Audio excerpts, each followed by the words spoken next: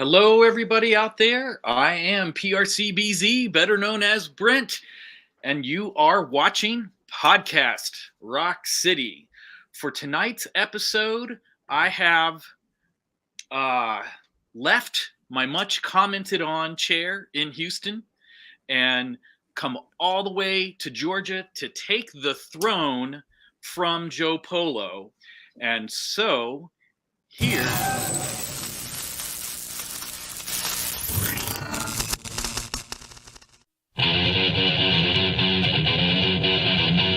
Podcast Rock City.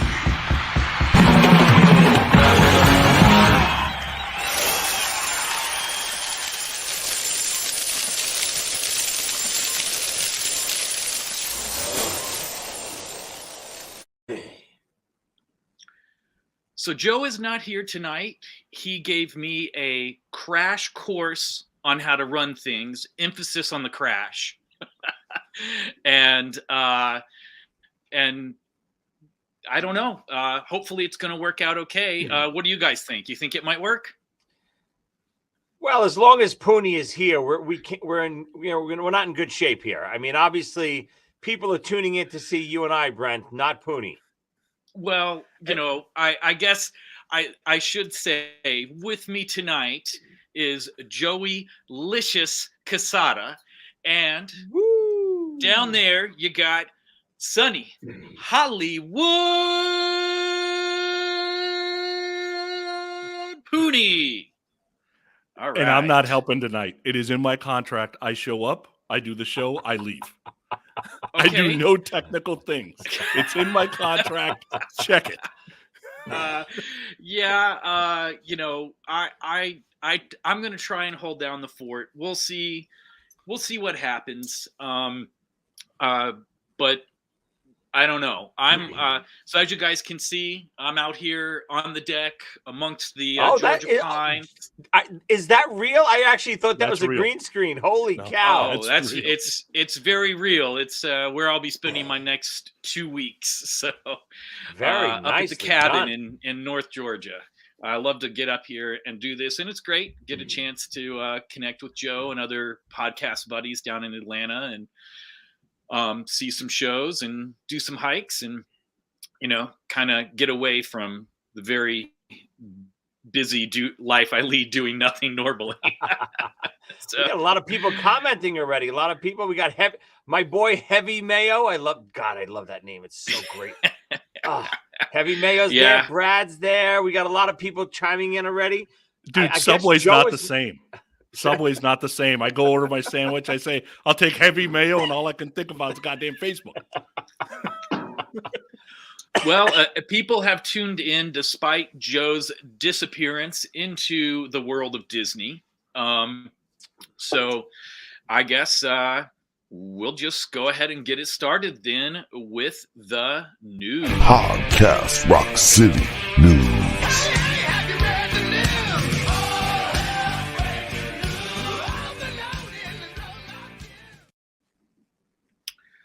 All right, KISS news this week.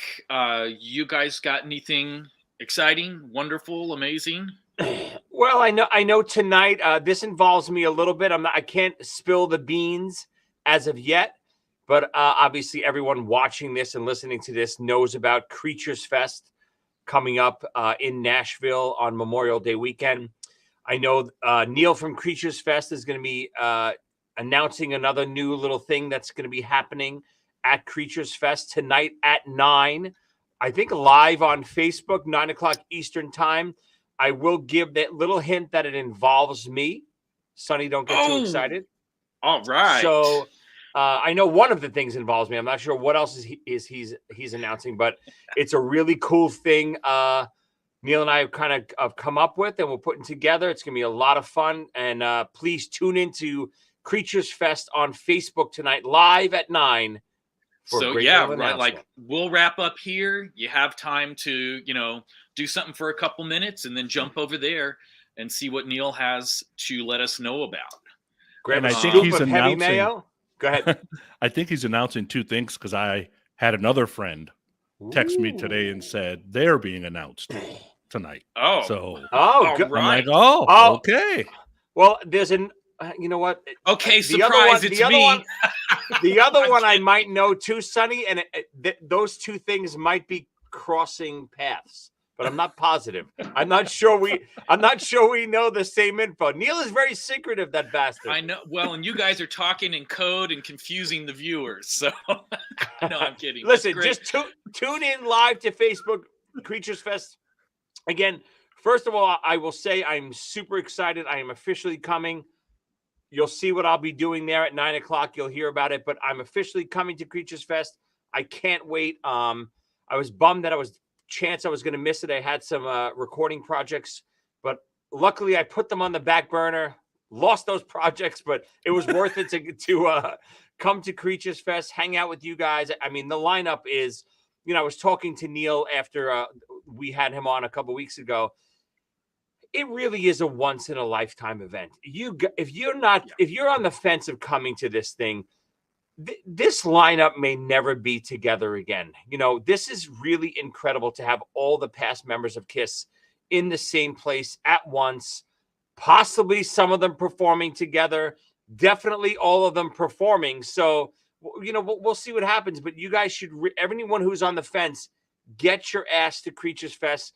And we do have a little added bonus. PRC, Sonny Pooney versus Joey Licious live after hours somewhere. I mean, we're not Oiled up. Yes, we're not going to tell you where it's going to be. Baby oil wrestling match in sumo wrestling outfits. I'm bringing the blow-up pool to put in the lobby. You will find us. It's a secret location, but come to Creatures Fest just to see that. And it's our first time meeting. We haven't met yet live. Which is isn't that weird? I was just talking to Joe the other day. I totally, obviously we hang out every week. Yeah. I forget that we've never met. Yeah. Yeah. It's so weird. Never seen you in person, unbelievably. So, yeah. I'm going to slap Pony right in his face as soon as I see him. Oh, that's the Creatures Fest I got to be there for that. The lineup, just like you said, it's a once in a lifetime, not only because it's tough to get all these guys together. These guys are not in their 30s. Hello. Time is running short here. True. Well, it's going to be really exciting. But just to get them in the same place during the same weekend, tons of surprises. Listen, when you got to understand, not only all the things, just for the things that are announced at Creatures Fest, you got to get your ass there. But having all of these people in the same facility at the same time during the same weekend, anything and everything is a possibility. Nothing is off the table. So don't watch it on YouTube. Don't watch it via Facebook. Come and hang out with us. It's gonna be that's what I was going to say. We're all going to be there. Yeah. Come hang out. So much. We're going to be walking around at our PRC table, hanging out. Come and hang out with us. Talk to us. Have a couple cocktails. There'll be plenty of after-hour parties. It's going to be such a fun weekend. I agree. Can't say enough good things about it. Sonny, you got any news? No, I don't think anything else was out there except for, Paul had to say his 2 cents about what happened on the Oscars. But besides that, well, he can't help himself. Right. True. I have a couple of things. So, I think everyone saw this, but maybe we're just avoiding throwing it out there, and we don't have to get into a big discussion about it. But they announced the next Off the Soundboard release, which is going to be the Donington 96 show, and that is coming out on June 10th, and we can just leave that right there. I really do. We. I don't buy these things. Sonny, maybe you would know. Who the hell mixed that Virginia Beach one? Oh, my God. I don't know, but that could be the worst thing I've ever heard. But is it listed? It's not listed on. Do you guys have... Brent, do you have the vinyl? No. I didn't buy it. I don't buy the soundboard things. Brent, do you have it? Is there a way to... if Joe was here, he'd have 90 copies it's already. It's terrible. And I listened to it once and threw it on the shelf. Does it say who mixed it? I'm sure it does somewhere on it has. Yeah, it does. I'll have to we can go on Discogs during a break, or I'll check it out when I get home. We'll have to Again, see. I just don't understand. I think I might have mentioned this before. I was on that tour with Kiss. My old manager literally mixed instant live every night. So a quick story behind that. So we were obviously on the tour. After the first, I think it was like the first 5 or 6 shows, Kiss was not happy. And you'll see a difference in the mixes. The first 5 or 6 shows, there was like a couple shows in Texas and like New Mexico and so on and so forth. Somewhere along like the Denver shows, or definitely once we got to California, Kiss wasn't happy with the instant live mixes. And there was literally a truck every night. They weren't thrilled with the mixes every night. My manager at the time knew Paul. He's an engineer / producer. He produced Joe Bonamassa's stuff, Joe Lynn Turner's stuff like that. So they actually recruited him to mix instant live every night. So again, like 5 or 6 shows in, you'll hear a little bit of a difference in the mixes. He took over and the instant live sound phenomenal. They sound great. I have the whole run of them. Even the Virginia Beach one sounds great. I don't know what the hell they did. And then someone what could they have done to this? What did they do to it?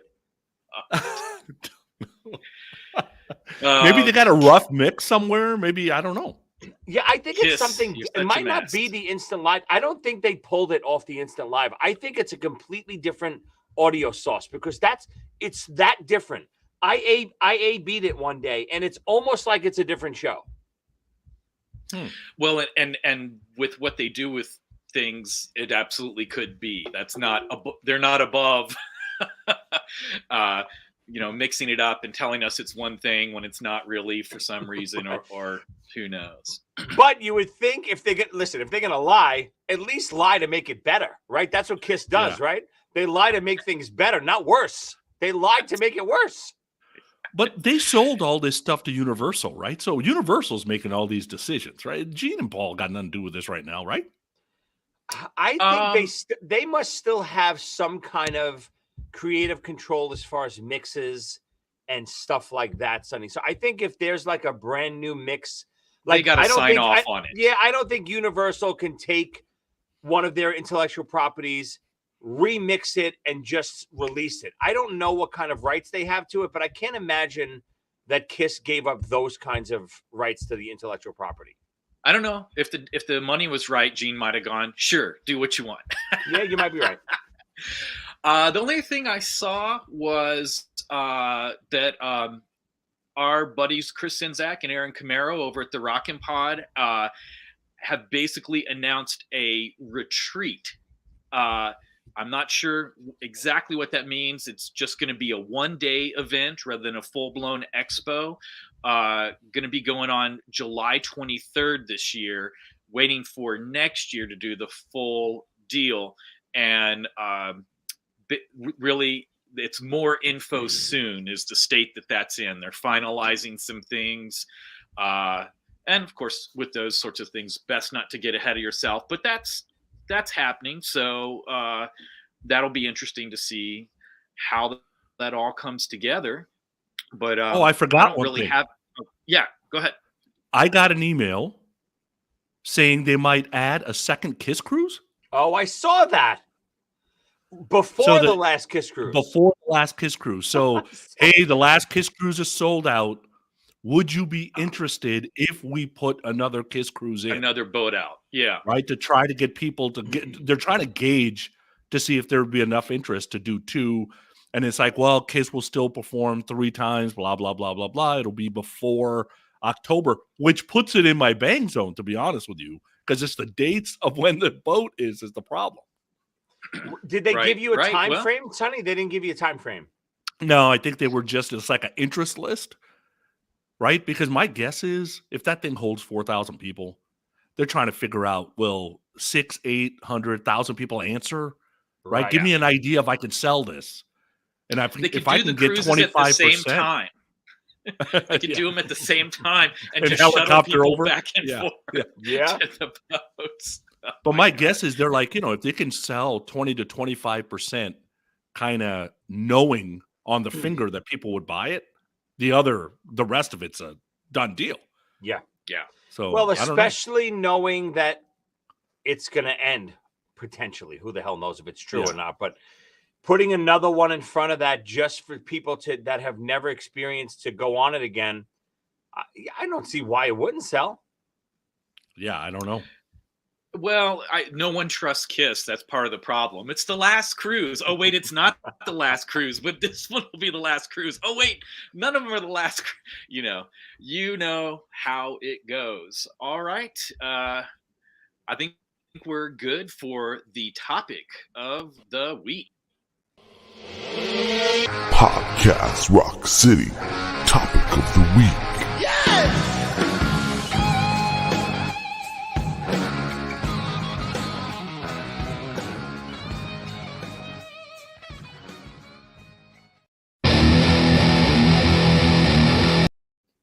Whoa, sorry, don't know how Whoa. that slipped in there. What was that? I think the show ended and then it started again. I don't know. All right. So, Sonny, since this topic is your crazy little what if scenario, I'm going to let you kind of run it down so people get a handle on what we're doing. Yeah, so we were thinking through some ideas, and one of the ideas I had was, all right, Creatures of the Night gets released. It doesn't do well. Kiss is done. Right? So at that point, they decide even not to tour. They haven't made a decision on Vinny. They don't care about Vinny. Ace is like, I'm out. And the minute Ace said, I'm out, they're done. So that means Paul is in the ether. Gene is in the ether. Eric Carr is in the ether. And so is Ace. A little bit earlier probably than he was thinking about. And they got no Kiss money probably to keep them going because there ain't no Kiss money now, right? There's no unmasking. There's no Lick It Up. There's no MTV, none of that. So knowing that we're kind of music heads, could we come up with some scenarios of what would happen to each one of those members? Now, for instance, I put together bands, right? So these are the bands that would end up, in kind of thing. And I think each of us probably took a different approach, but that was a thought process. So there's no Creatures tour. There's no Vinny, nothing. Ace said he quit. The album already came out. They're done. So Sonny, did you kind of break it down by individual person? Yeah, so I have member? I have a Paul scenario, a Gene scenario, 2 Ace ones, and 2 Eric ones. Well, Brent, I don't know if you've ever done one of these hypothetical situations with Sonny, but you really can't compete with this moron's brain. He goes. First off, he gets into it and he changes the rules. No. He goes He'll go. He's going to go all out. He's got what days of the week they're doing everything for the next 60 years. You got to understand, Sonny doesn't work. He doesn't do anything. He sits home and he thinks up one of these scenarios. He's plugging in. I'm going to bet 10, 12 hours a day on this stuff for the last 2 weeks. Okay. Well, you and I have no shot at this, right? That's true. Although here's what I did. To me that he only spent 13 hours on this, right? Yeah, you said 13 hours. Here's the real truth. I came up with all 6 scenarios in less than 16 minutes. But then it took me an hour to make sure that all of them were possible. Because I'm like, wait a second, is that guy even living at that point? Well, here's the thing. I knew before you joined us off air, Joey, I was like, okay, Sonny, don't lie to me. I know you put them in bands. You gave the band a name. You had their album release schedule. You named the album. 100%. He knows the A&R guy that signed the band. He knows everything. Trust me. He named the songs. He's got track times for everything. Yeah. So no. My advice would be let Sonny go last because again, once he starts on his situations, we're going to be like, oh, our situations are awful. Well, so Joey, did you break yours up by individual member? I mean, again, I have very quick situations. What I think would happen, not only individually, but as a whole, and then future as a whole, if they ever got together again, so on and so forth. But I don't have Eric Carr becomes, he gains 63 pounds, and then Sonny has all that stuff. I don't have all that. Well, I think he was only 63 pounds to begin with. He doubled his body weight. So Joey, why don't you start it off with Paul then? Your thoughts on what happens with Paul as Kiss Oh, ends in 82. For me, that's a great place to start because Paul is where not that I dove in the most, but I think Paul weirdly suffers the most. And, obviously you could go so many different directions in this scenario. But to me, Paul suffers the most because I think Paul became the Paul we know. Well, not so much, the pandemic Paul that we've come to realize in the last 10 years or 5 years or so. But Paul became Paul in the 80s. Paul became confident as a songwriter, as a vocalist, as all of these things in the 80s. And if you pluck that away from him, which technically is what we're doing here, I think Paul crumbles, weirdly enough. So my situation, Paul, of course, starts right off the bat thinking the opposite. 1982, 1983, of course. Now the makeup reveal has never happened, right? So we've never seen that MTV reveal. But Paul is anxious to get out there, not only to show his beautiful face, but he wants to show the world he can become a solo artist as Paul Stanley and succeed without Kiss. Now, if you guys, obviously, you have followed the 80s music, solo artists at the time really weren't happening. It was very rare that a solo singer, songwriter in this genre was making it work. People like Bryan Adams and Rick Springfield and people like that, Billy Idol were making it work. But in this hair metal type genre, that wasn't the case. That's an interesting distinction. Yep. That's really smart. You needed to be part of a band to be in this type of genre to succeed. And Paul didn't want anything to do with it in my situation. I think Paul wanted the Paul Stanley solo project or just Paul Stanley. And because he didn't go the band route and his ego took over, he fails miserably. Much like almost mimicking Peter's solo career to a T. Because his solo career crashes and burns because he never wants to get that band going again. A new band, even just Stanley, anything to name a band, anything. He doesn't want to share the spotlight. Paul Stanley wants to be Paul Stanley, the solo artist, like Rick Springfield, like Bryan Adams, like Billy Idol. And he fails miserably. And because of that, he doesn't pursue the thing that I think he could have succeeded the most in, which was maybe becoming the next Desmond Child. He could have been the songwriter for the 80s. He could have written all of the Kiss songs that we know and love from the 80s. He could have been selling all of these songs to Aerosmith, to Poison, to Bon Jovi, and become the next Desmond Child. But because his ego got in the way and he didn't get a chance to really become the solo artist he wanted, he crumbles and he basically not so much goes into hiding, but fades off into the night. Wow. That's good. Okay. That is you lied when you said you didn't think these out. Well, Paul's the main, like I said, Paul was a good start for me. Everyone else is pretty quick. Paul, I really dove deeper into because I think I feel like his emotional state caused all of this, where everyone else maybe was more just a rock and roll guy. You know what I mean?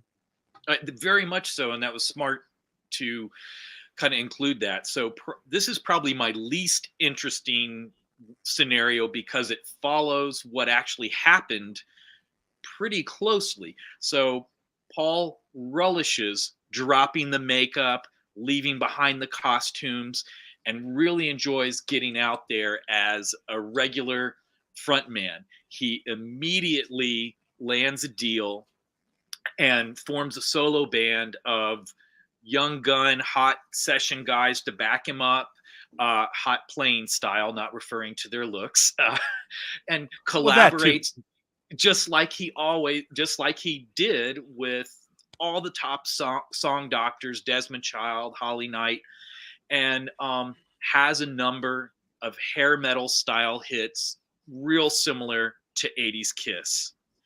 And then eventually, as that's kind of coming to an end, he segues into, in the 90s, kind of an adult contemporary type singer, kind of a Michael Bolton type thing. performing his own songs and in doing maybe Kiss songs and his solo songs in a less rock format, along with like classics and standards, doing a theater type show. That's what I have for Paul through into the 90s, when maybe Kiss will come calling again. Not bad at all. Yeah. Again, any one of these could really be happening. It's fun I love this topic, Sonny. It's a good one. And so let's see where the maestro took it. Oh, no. I'm telling you, mine aren't as complicated as you think. So with Paul and Eric were the ones that came the quickest for me. And to me, I think Paul has the success that Kiss ended up having in the 80s. Because really, you could argue that was all Paul anyway. Right? Now, to kind of sell the story short a little bit here, to me, Paul is the only guy who uses the name Kiss. So I figure he goes out instead of Paul Stanley, because there's record companies telling him, look, you're going to dump this name and not use it at all. It's going to end up being like Paul Stanley's Kiss. Right? So he wants his name in lights, but he's going to use the logo. He's going to use it all. He's going to bring the fans that are willing to come with him and try to go grab a bunch of fans. So I'm like, all right, so he needs a band. So what bands out there were struggling and had people available? Well, there was a band out there called Talus that was near its end. Bad Company had just broken up. And Bob Kulick has nothing going on. So I got Paul on vocals and guitar, Bob on guitar, Billy Sheehan on bass, Simon Kirk on drums. And he puts a super group together and goes and takes over the 80s just like Kiss did, has the same success. And after 89, when reunion rumors start, all the reunion still happens. Right? But the Kiss name has to stay alive, and Ace and Eric can't have it. And if Gene doesn't want it, then Paul's going to use it. Somebody's got to use it. Wow. Okay. That band you put together. That's a good band. Let's just and say, it's doable. I don't love 80s Kiss. I would have loved 80s Kiss if that's the band. Yeah. Again, it's completely doable. Why not? Right? That's right. Yeah. I love that alternate reality. That is pretty sweet. Nice stuff. Okay. Love it. Joey, let's check out your thoughts on where Gene goes. Right. So again, I'm not going further. I'm just going to give the single scenarios. I'm not really talking about what happens to Kiss later. If you want to do that at the end, maybe we'll do that at the end. But great. So for me, Gene is almost a little bit like what Sonny just said Paul was like. I think Gene is the one that grabs the name. I almost feel like Paul is the opposite. Paul wants to distance himself from the makeup, from the clown show, from Kiss. I just think Paul during the 80s almost feels like he's ashamed of that. He wants to become this new contemporary artist, and which, again, like I said in my old scenario, he fails. But Gene, of course, obviously, Gene, we know is going to go the acting route. But in my scenario, I think he actually succeeds more than he did in his normal route, because Gene was splitting his time between Kiss and acting, and it's a hard thing to do. He was being pulled in so many different directions. And I know Gene gets a bad rap. I think Gene is a pretty good actor. I liked him in Runaway. I loved him in Wanted Dead or Alive. And I even have him going a little further and maybe grabbing that starring villain role in the Bruce Willis film Die Hard. Die Hard, baby. I knew you were going to go with that. Maybe it's Gene Gruber instead of Hans Gruber. And from that, Gene actually has that, he doesn't become Academy Award winner, but he has enough clout in Hollywood now that Gene actually is the one that's successful. Paul is not. Gene is successful. And what Gene does, Gene is smart, even though, I did want to touch on this. Most of the Kiss ventures outside of that original makeup idea fail over the years, right? We got LA Kiss, failure. Rock and Bruce, technically a failure. All that investment they did in Chris Lent's book that it all fails, right? Most of Kiss's business ventures, if you really look at it, are failures besides the makeup. Even the 80s Kiss, they go bankrupt in the 80s. Even though they're selling platinum albums, they're losing money on tours. They're losing money on stuff, even on their record contracts. They're losing money. Kiss goes bankrupt. So most of the Kiss business model really doesn't work outside of that makeup, right? So Gene knows that, of course. Gene sees that. And what does Gene do? Paul is struggling, around 88, 89. And 88 is when Gene lands, I think Die Hard is 88, if I'm correct. Gene lands that Die Hard role, and he becomes a little bit of a Hollywood mogul here. So Gene reaches out to the former Kiss members to buy the Kiss makeup rights, because Gene has the savvy to know that's the one thing that's still worth something with that Kiss brand. The Kiss logo and the Kiss makeup rights. And the only two members that sell to him are Paul and Peter, not Peter and Ace. Wow. Ace holds on to his makeup rights, and Gene and Ace become the owners of the makeup. Gene has the 3, Ace has his own.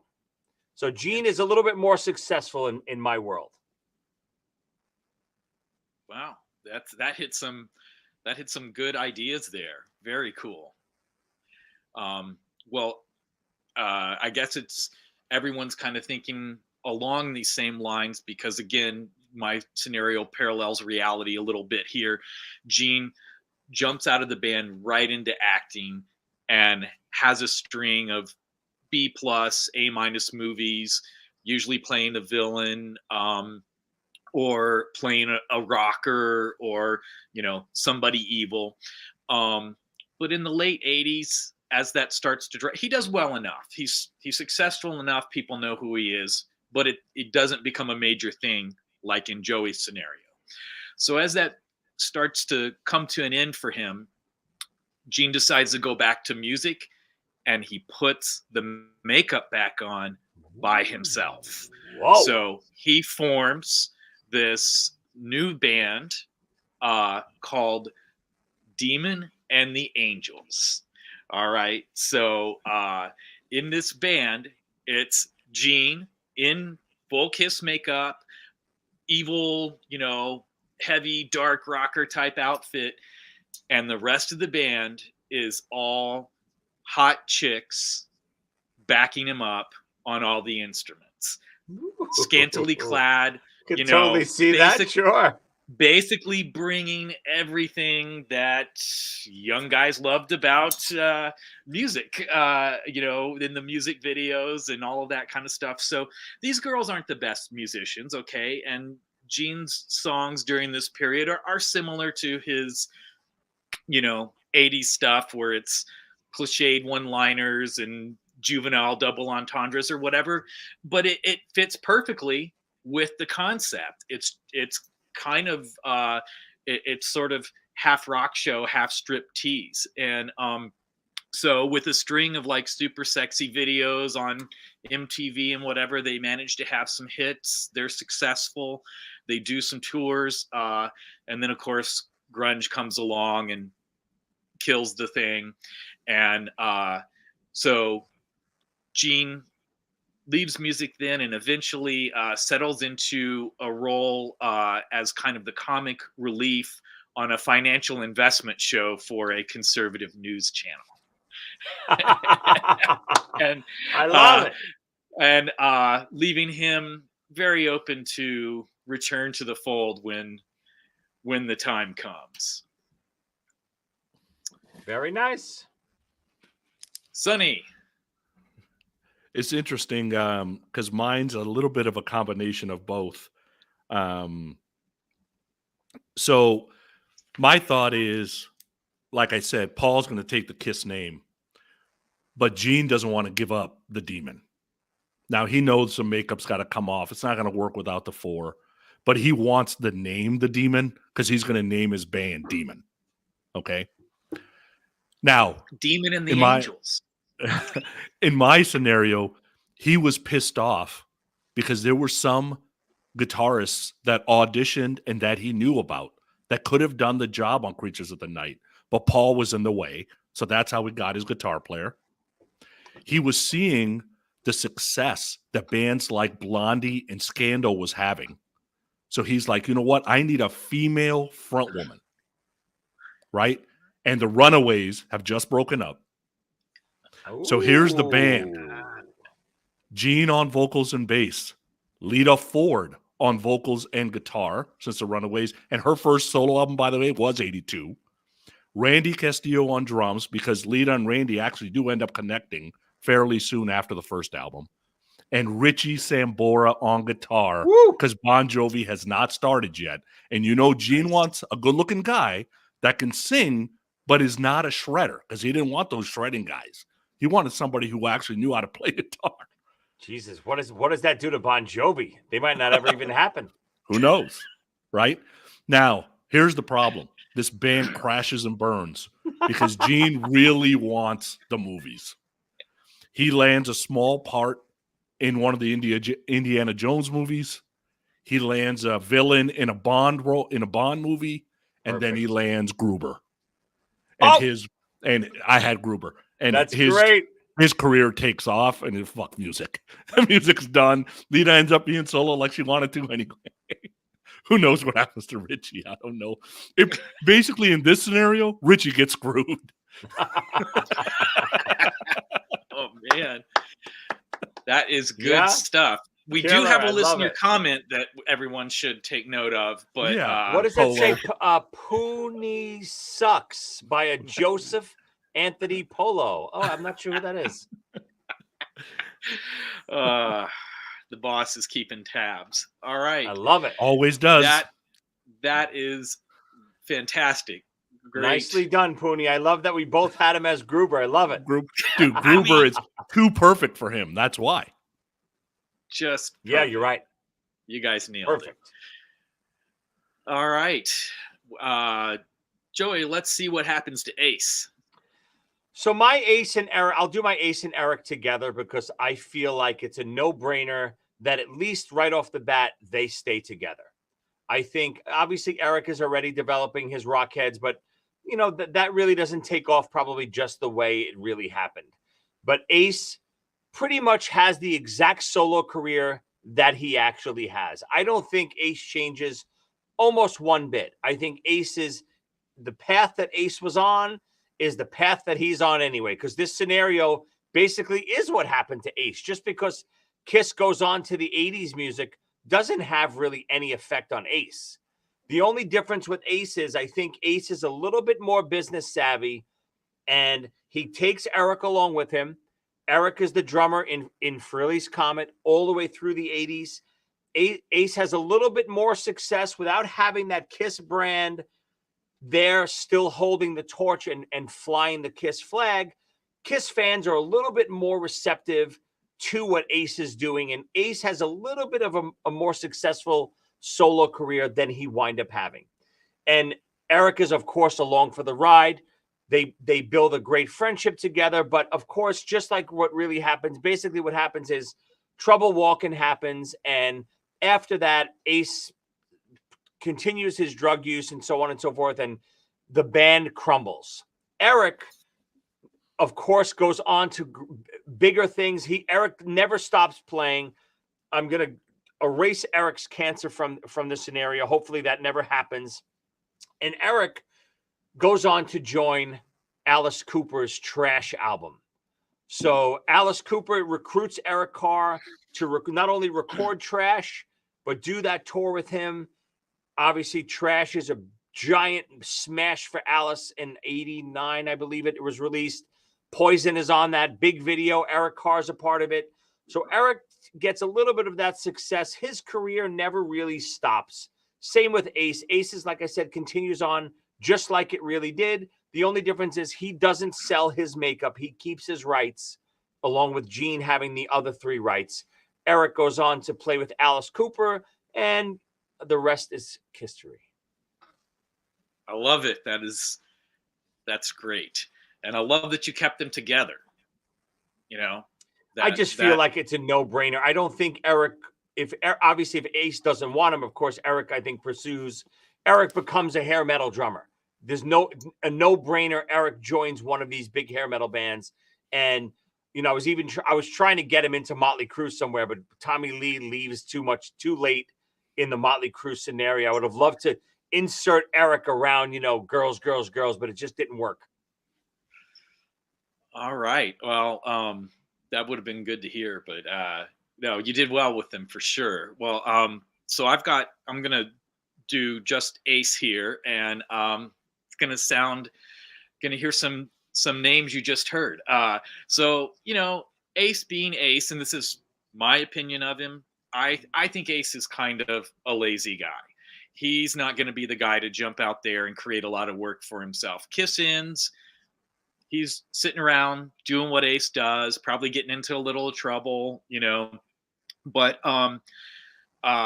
so he's just kind of hanging out at home, maybe doing his own little stuff in his own studio, not really sure where he's going. But so after a couple of flop albums in the early 80s, we know Alice Cooper takes a break for a couple of years, gets sober, and starts thinking about his comeback in the mid 80s. And he's putting together his new lineup, going to have a bit of a new sound. And Alice thinks, well, my guitarist, Dick Wagner, filled in for Ace on some Kiss recordings. Why don't I replace Dick with Ace? And he brings Ace into the band. So Ace joins Alice, bringing his melodic playing and his great solos and all. Ace doesn't change himself at all. He just brings, because he never has. Ace brings what Ace does right into what Cooper has going on, and he plays on all those great that great run of Alice Cooper albums that all are those gold and platinum records from the mid 80s into the early 90s. The Constrictor, Raise Your Fist, Hey Stupid, and Trash. So once that kind of ends and Alice went back to moving towards the mid 90s into the darker kind of stuff again, and more more concept album type stuff that he was doing, that's when Ace starts to work on his solo stuff some and have some solo records, but might also be open to some other things. So funny. We both thought of Alice. Well, I mean, you can think of him with Ace easily, given the tours they've done together and whatever. And yeah.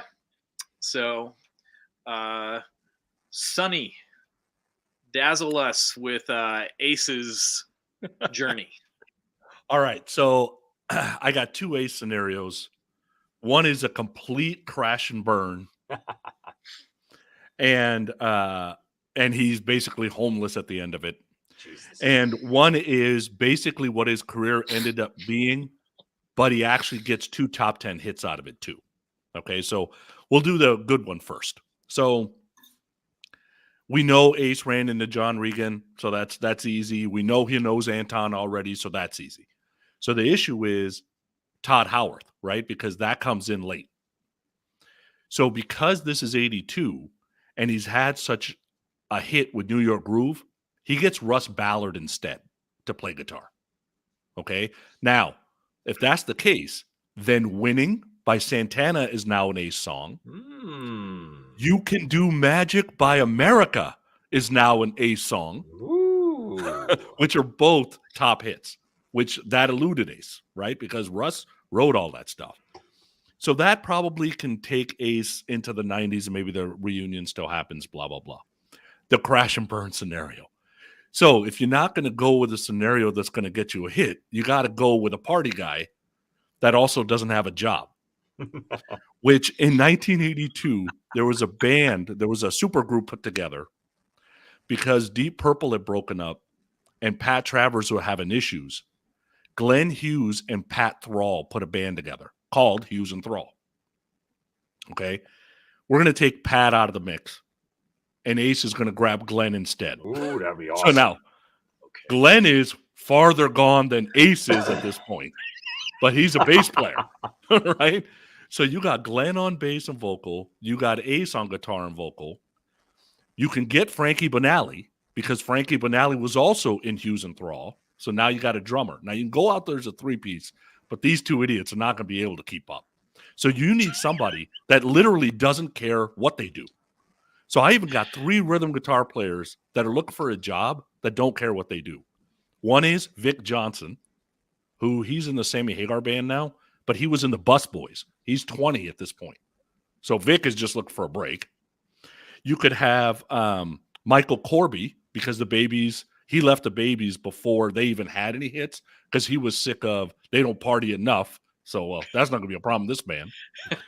Or you can have Bernie or you can have Bernie Marsden, who has already left Whitesnake and is looking for a job.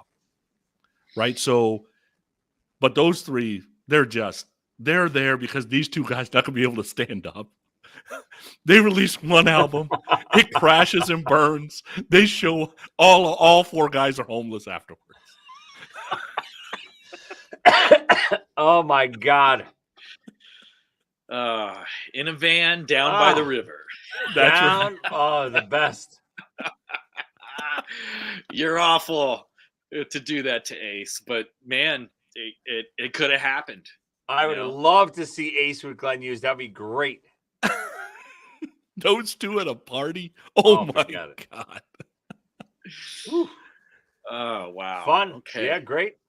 Brent, you want to do your Eric Carr one? Yeah. Okay. So this is a tough one for me since I love Eric so much, and I wanted to dream up this great scenario where he was as successful as he deserved to be. And but in looking at this situation, honestly, what have we really got here? Okay, so Eric joins Kiss. He tours unmasked, which does not go well. And then he goes and records The Elder, which, let's just call it what it is, big old flop. As much as I love it, love the record, but not well received. Then he does Creatures. Okay, well, we know what happens in reality with that. But in our scenario here, what happens with Creatures? It's a giant flop. In fact, such a flop, they just turn it in and call it a night. So if that's the situation, Eric isn't going to be looked at that well. You know, he's the guy who came into Kiss at the end. They couldn't make a damn thing happen with him. And not that it's his fault, but he's probably not going to be that highly regarded. So in this case, kind of what I've got is Eric's got a few friends outside of the immediate members of Kiss. He's befriended Michael James Jackson doing the sessions for Creatures. So he's staying in touch there. You got work for me. You got work for me. So when he does Armored Saint, he's able to worm Eric in there in some way. When he does Hurricane, he's able to get Eric on that record. Eric's also stayed in contact with Adam Mitchell, and he contacts him and he gets him working with someone who he's writing stuff for. I think Sonny might have heard of Doro, maybe. So he's playing some with Doro, and eventually he and Adam Mitchell work on Eric's songs and get those. You know, we know that there's a dozen really good Eric Carr songs on those couple of posthumous records, stuff, and some stuff he brought to Kiss that didn't end up getting released. So Eric gets his record out there. He does have his day. In my scenario, I have to take away his illness. I have to take away his cancer. I have to give the guy the you know what he deserved, which was some success and a long life. And in my version, Eric is still making and playing music today. Yeah, you're right. Again, I think we kind of thought the same way. I think Eric doesn't become that beloved member of Kiss, because I think the 80s really did that for Eric. Of course, he was beloved right away with the new makeup and stuff, but he never reached that status in the 80s that he wound up getting through Kiss. You're right. Yeah, that came with because Creatures was loved, and that snare sound on Creatures resonated with all of us so much. It wasn't a flop. We loved it, and then I mean, it didn't do great in reality, but then Lick It Up. I mean, by the time they got the makeup off, I think everyone's loving what Eric's. Not only do you love him because he's a great, nice guy, but you're loving what he's doing musically. So right. Sonny, what did you do to poor Eric? So I got him two scenarios. One, scenario A, lands him to be a session guy in the 90s. So I'm going to tell you what happens in the 80s, because the band doesn't do that well. One scenario, the band does so well that he ends up doing his music in the 90s. And he ends up being possibly one of the guys that gets grunge started because of his drumming, etc., and some of the melodies, right? So he could be, Alice in Chains for all we know. So scenario A, the minute Ronnie James Dio found out he was available, Dio formed in 82 with Jimmy Bain, with Vivian Campbell. So you just don't have Vinny, right? Yeah. Vinny doesn't be the drummer, and it's Eric instead. Eric takes that job. Dio's music is Dio's music. It's never gonna, he headlined for a while, right? But he's not play arenas. I mean, that's just what it is. And he had a lot of people rotating in and out of the band. Eric was there through all the 80s, and come the 90s, Eric's like, look, I'm done. We're not like getting to the next level. But by that time, his name is cemented, though. And I think Dio would have really liked Eric, right? Because he was a fun guy. Perfect fit, yeah. Scenario B, there was another band that got rid of their drummer in 1982, and a guy named Steve Harris calls. And the reason they know him is because Maiden opened for Kiss. And Steve goes, you remember that guy that was playing drums for Kiss? That guy's available. And Clive is a pain in the ass. And we want to get to the States, and this guy's from the States. Let's get him. And he ends up in Iron Maiden. From 82 to 90. Leaves with Dickinson when Dickinson leaves. Right? And then ends up breaking off and not coming back to Maiden to do his own thing. That puts him on the map. And he can do Maiden. Yeah, it's so funny when even when Brent was talking, you're right. I didn't think of Eric would have gone heavier, I think. Yeah. Maiden is perfect. Eric could have even been a thrash drummer, I think, whether it's an Anthrax or a Megadeth or something like that. You're right, Sonny. The great idea. Dio, Maiden, love it. Yeah. Oh man, I mean, you're spinning that tail, and I'm sitting here going, okay, I want to hear those records so bad. Poor Nico. but Eric can do that when Eagles Dare at the front, no problem. No, but I think, listen, Eric was what he was. He was a great drummer, great singer, but he would have been just, I think, no matter all the scenarios, I think kind of lead the same way. He would have just been a really top-notch 80s drummer in one of these acts, whether it was a big act scooping him up or one of these newer bands, making him part of that band. I think he would have just been a really great 80s drummer bouncing from band to band. Well, isn't that the way he actually sold himself to Kiss? Was like, say, I can play new wave music. Yeah, I can play, I am truly a versatile drummer. And he was. I mean, even hearing stories from, I think Eddie Trunk was saying how when Eric knew that he was on his last legs with Kiss when he was sick, he was asking Eddie, hey, can you keep an eye out for bands looking for drummers, Whitesnake, any band that out there looking for a drummer. And I think that's just the route he would have gone right off the bat. Yeah, no, definitely some interesting scenarios for sure. Yeah, and just fun, and really, yes. So Joey, I think we all kind of took them through some point in the 90s what happens with them collectively in your scenario? Yeah, I think, this scenario is to me the easiest to figure out. I think, of course, there's a reunion, the original four. I think it's a no-brainer that it happens anyway. And I actually think, the old adage of, Gene and Paul kept Kiss together in the 80s, which made the reunion even stronger.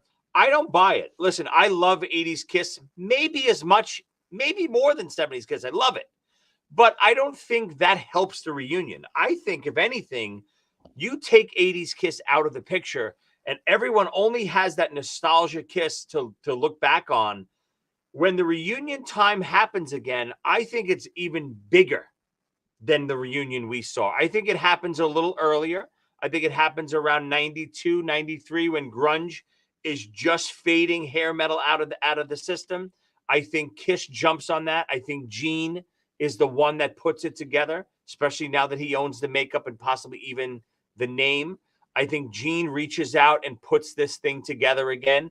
And I think it becomes as big, if not bigger, than the original reunion. Unfortunately, I don't think Eric, at least in the initial formation of the reunion, is part of it. Just again, you got to remember, Eric was only a tiny piece of Kiss if it ends in 82. He's barely even remembered as part of Kiss. Kiss is Gene, Paul, Peter, and Ace.